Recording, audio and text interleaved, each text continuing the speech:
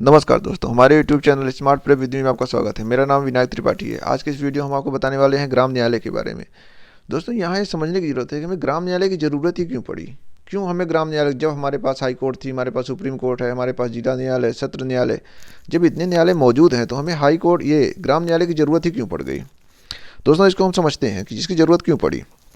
यहाँ देखने से पहले हम ये चीज़ देखेंगे कि जैसे मान लीजिए हाई कोर्ट है, सुप्रीम कोर्ट है और तमाम चीज़ें अपने पास मौजूद हैं, तो जो हमारे देश में पिछड़ेपन है, या फिर आर्थिक रूप से पिछड़ापन, सामाजिक रूप से पिछड़ापन, या फिर जो अशक्त हैं, निशक्त हैं, या फिर कह लीजिए कि जो दिव्यांग हैं, मतलब जो लोग न्यायालय तक नहीं पहुंच सकते, जिनको पहुंचने में दिक्कत है, कई बार फाइनेंशियल भी दिक्कत आ जाती है, कई बार सोसाइटी की दिक्कत आती है कि लोग जाने नहीं पाते न्यायालय तक। अब गांव देश में रहते हैं, समाज में रहते हैं, आपको खुद पता होगा कि कोई न्यायालय तक कितनी मुश्किल से पहुंच पाता है, और आप भी कभी जाने की कोशिश किए होंगे तो आप खुद जानते होंगे इन चीज़ों को। तो इसी क्रम में हम आगे समझते हैं कि क्या चीज़ें हैं ये। दोस्तों, ये एक्ट के बारे में थोड़ा हम समझ लेते हैं। ये एक्ट जो है, ये एक्ट बना 2008 में। 2008 में बना और 2009 में लागू हुआ। दरअसल ये दोस्तों मोबाइल कोर्ट की अवधारणा है। इसको हम आगे समझेंगे कैसे ये मोबाइल कोर्ट है।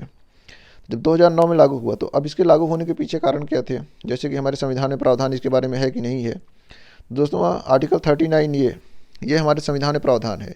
इसमें लिखा हुआ है कि सभी को समान न्याय एवं निःशुल्क कानूनी सहायता होनी चाहिए। इसका मतलब क्या है, जिनको ज़रूरत है, जो पहुंच नहीं पा रहे हैं, जिनके पास पैसा नहीं है या फिर जिनके पास संसाधन नहीं है, उनको भी न्याय हर किसी को मिलना चाहिए।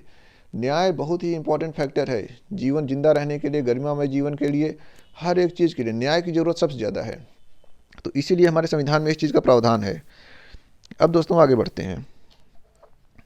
आगे देखेंगे कौन कौन इसका लाभार्थी हो सकता है।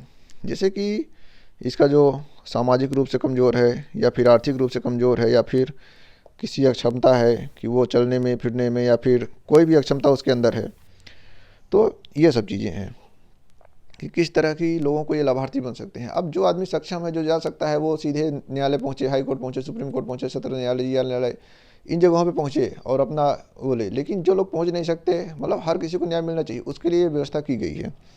अब आगे समझते हैं दोस्तों, इसमें जज कौन होगा, न्यायाधिकारी कौन होगा। तो इसके लिए व्यवस्था दी गई है कि जो प्रथम श्रेणी का मजिस्ट्रेट होता है, उस स्तर का न्यायाधीश होना चाहिए, और वेतन भत्ते और जो भी सुविधाएं होती हैं उसको प्रथम स्तर के न्यायाधीश के बराबर ही मिलेंगी चीज़ें। अब आगे देखते हैं। आगे देखने में दोस्तों कि अब यहाँ देखते हैं कि जो निर्णय लेते हैं या फिर न्यायालय में किस तरह के मैटर चलते हैं, क्या कैसे होता है। देखिए, अब मैटर आप समझेंगे दो तरह के होते हैं, एक दीवानी होता है और एक आपराधिक होता है। अब दीवानी आपराधिक आप थोड़ा बहुत तो पहले भी जानते होंगे, सिविल या फिर ये आपराधिक जो होता है।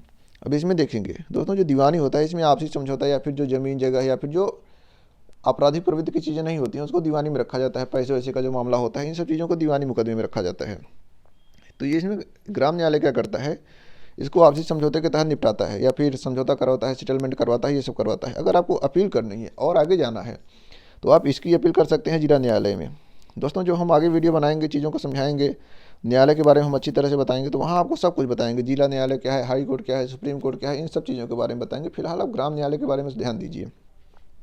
तो इसकी अपील जिला न्यायालय में की जा सकती है। अब आगे देखेंगे, अगर आपको मैटर आपराधिक है, पहली बात तो आपराधिक मैटर को इसमें प्रेफरेंस ज़्यादा नहीं दी जा सकती है, लेकिन इसमें जो आपराधिक मैटर आते हैं उसकी कुछ क्राइटेरिया है, उसको हम ज़्यादा टेक्निकल में नहीं जाएंगे। यहाँ जो आपराधिक मैटर होता है उसको प्ली बार्गेनिंग के तहत देखा जाता है। अब प्ली बार्गेनिंग दोस्तों एक नया शब्द है। प्ली बार्गेनिंग जब आप समझेंगे तो इसमें हम आपको मोटा मोटा बता देते हैं क्या कैसे होता है। प्ली बार्गेनिंग में क्या होता है कि लोग अपना जो अपराध होता है उसको स्वीकार कर लेते हैं और मजिस्ट्रेट के सामने या फिर जज के सामने ये बोल देते हैं कि ठीक है भाई, हम अपना अपराध स्वीकार करते हैं। तो इसमें क्या होता है, कॉस्ट बच जाती है, समय बच जाता है, अगले आदमी को न्याय मिल जाता है समय से।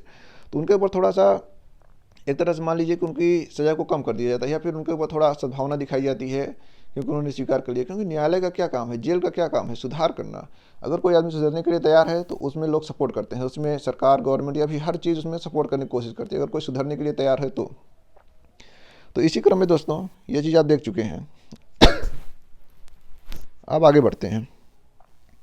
आगे बढ़ने में देखेंगे, अब देखिए दोस्तों, प्ली बार्गेनिंग जो है ये बड़ा टॉपिक है। इसको अगर आप टेक्निकल में समझेंगे तो पूरी एक क्लास चाहिए, पूरा आधे घंटे का वीडियो चाहिए, तब आप प्ली बार्गेनिंग को समझ पाएंगे। बहुत ज़्यादा टेक्निकल जानकारी है इसमें, बहुत क्लास, सब क्लास ये सब चीज़ें हैं, लेकिन हम वहाँ इतना जानेंगे। आपको सिर्फ जानना जरूरी है कि प्ली बार्गेनिंग है क्या। अगर आपको ज़्यादा जानना होगा तो आप बताइएगा हमें कमेंट करके, हम उस पर एक वीडियो बना देंगे। फिलहाल आगे बढ़ते हैं। आगे बढ़ने में अब थोड़ा समझते हैं कि इसका गठन कैसे होता है। गठन के बारे में देखेंगे दोस्तों।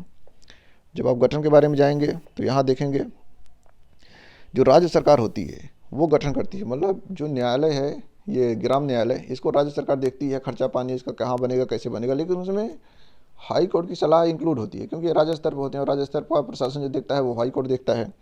तो यहाँ हाई कोर्ट की सलाह से राज्य सरकार इसको बनाती है, गठन करती है, क्या कैसे नियम कानून वो सब राज्य सरकार बनाती है। दोस्तों आगे बढ़ते हैं। अब देखते हैं कि ये इसका गठन होता कहाँ है, मतलब कि कहाँ इनको स्थापित किया जाता है। अगर आपको ग्राम न्यायालय ढूंढना है तो आपको कहाँ जाएंगे, कहाँ मिलेगा आपको ग्राम न्यायालय। दोस्तों आप देखते होंगे आपके ग्राम में एक ग्राम पंचायत होती है, ग्राम पंचायत होती है, जिला पंचायत होती है, क्षेत्र पंचायत होती है।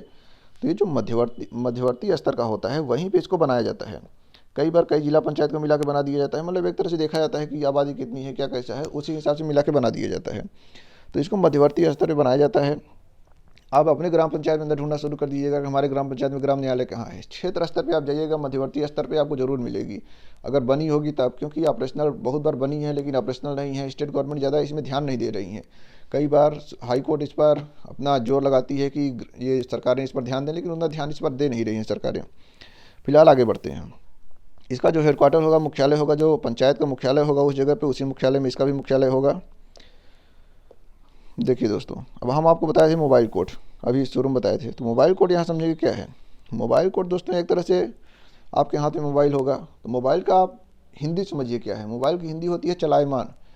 तो इसका भी हिंदी चलायमान है, मतलब कि ऐसा कोर्ट जो चलता फिरता रहता है। मतलब कि ये एक गाड़ी में कोर्ट होगा या फिर कुछ ऐसा सिस्टम होगा कि ये मतलब क्षेत्र स्तर पे तो है, लेकिन ये गांव गांव जाके, घर घर जाके, मतलब ये द्वार तक न्याय है एक तरह से। आपके घर पे, आपके दरवाजे के सामने गाड़ी पहुंचेगी, आप वहाँ कुछ जज रहेंगे, पूरा सिस्टम उनका अंदर से बना रहेगा। आप उस गाड़ी में बैठ के या फिर बाहर अपना वो चौपाल या फिर इस टाइप की चीज़ें लगा के आपको न्याय दिलवाएंगे, या फिर ये प्रोसीडिंग चलेगी। तो आप समझ सकते हैं ये द्वार तक न्यायालय का मतलब मोबाइल कोर्ट का क्या मतलब, ये गाड़ी पे न्यायालय होता है, ये चलता रहता है। क्षेत्र पंचायत से आपके गांव तक जाएगा, जहां आप मांगेंगे वहां तक पहुंचेगा। क्योंकि अगर आप वहां नहीं पहुंच पा रहे हैं तो मान लीजिए कि आप हेडक्वार्टर भी नहीं जा पाएंगे। तो इसलिए दोस्तों अब आगे समझते हैं। अब इसका एक और फैक्ट देखते हैं। विधि आयोग के बारे में आप जानते होंगे।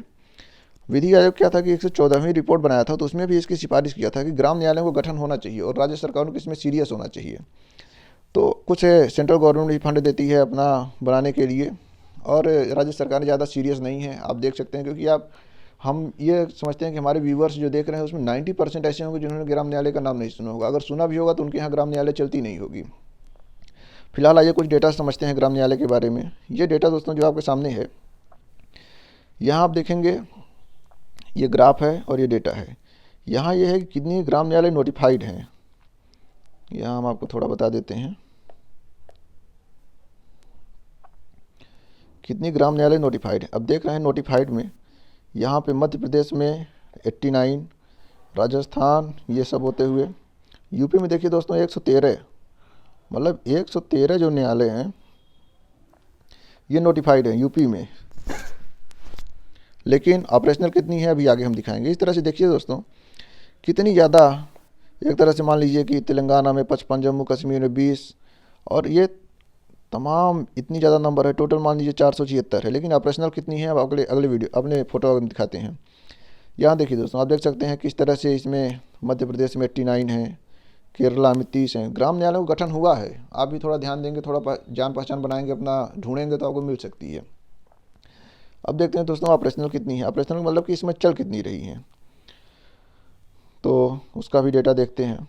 अब उसका डेटा हम देखेंगे ग्राफ कितना डाउन है। एमपी का ग्राफ सबसे ऊपर दिख रहा है, बाकी का ग्राफ एकदम नीचे है, लेकिन हम समझते हैं उसको क्या है। देखिए दोस्तों ऑपरेशनल का मतलब कि इसमें कितनी चल रही है, मतलब कि अगर आपको न्याय चाहिए तो कितना आपके द्वार पे पहुंच रही है। ऑपरेशनल का मतलब ये हुआ। मध्य प्रदेश में 89 ऑपरेशनल हैं, राजस्थान, अब दिखाते हैं कि अभी यूपी में ज़्यादा नंबर था, और यहाँ देखते हैं ऑपरेशनल में कितना नंबर है। यहाँ आप देख सकते हैं यूपी 42, मतलब वहाँ 113 और यहाँ 42 ऑपरेशनल। कितना ज़्यादा मार्जिन है। पहले तो बनती ही नहीं, बनी तो चल नहीं रही है। ये विडम्बना ही है हमारे देश में न्याय किस स्तर पे है, आप यही समझ सकते हैं। तो दोस्तों ये देख सकते हैं हरियाणा में केवल 2 ऑपरेशनल है, पंजाब में 2, और झारखंड में केवल 1, और गोवा में देखिए कोई भी ऑपरेशनल नहीं है, आंध्र प्रदेश में कोई भी ऑपरेशनल नहीं है। तो ये एक गंभीर दिक्कत है। यहाँ लोगों की जागरूकता की दिक्कत है, लोगों को जागरूक होना चाहिए। लोग जागरूक होंगे, ये सब चीज़ें अपने आप समाज में आनी शुरू हो जाएंगी, अपने आप सिस्टम ठीक हो जाएगा। तो हम आपसे अपील करते हैं कि आप जागरूकता दिखाएं, अपने न्यायालय के बारे में, ग्राम न्यायालय के बारे में, इन सब के बारे में पता करें, ज़्यादा से ज़्यादा लोगों को न्याय तक पहुँच बनाएं। दोस्तों, इस वीडियो को ज़्यादा आगे नहीं बढ़ाएंगे। अगर आपको ये वीडियो अच्छा लगा हो तो इसको लाइक करें, हमारे चैनल को सब्सक्राइब करें, ज़्यादा से ज़्यादा घंटी के बटन को जरूर दबाएं। ऐसे ही हम इंटरेस्टिंग वीडियो लाते रहेंगे। दोस्तों धन्यवाद, जय हिंद।